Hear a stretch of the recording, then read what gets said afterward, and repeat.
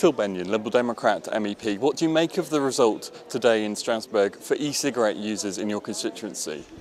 Well, it's got to be encouraging, hasn't it? I mean, now it's got to be argued out with the council, but the fact that we voted in favour of keeping e-cigarettes out of the medicines category and as products under normal regulations, I think that's very, very positive, and we're very, very pleased. This was a Liberal amendment and it was a Liberal victory today.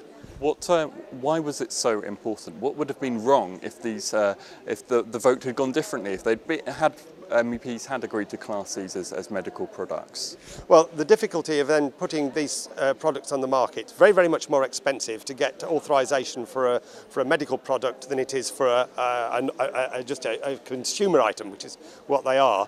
Not only that, if they're only available in pharmacies, then we have the absurd situation where an e-cigarette, which is something which is much less harmful, is less available to the customer than a tobacco cigarette. Now, I think that is completely mad if we take things in that direction.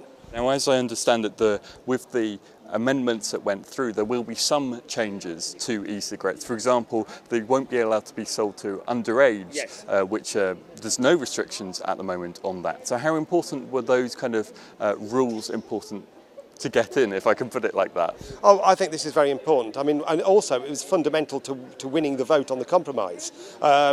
Before we had completely unregulated e-cigarettes. I mean, we should actually have regulations because they can produce a little bit of harm in themselves. I mean, there is nicotine in there, and you can get a sort of a nicotine hit from it. So I think it's quite important that they are restricted to age, and there is some standards applied to them.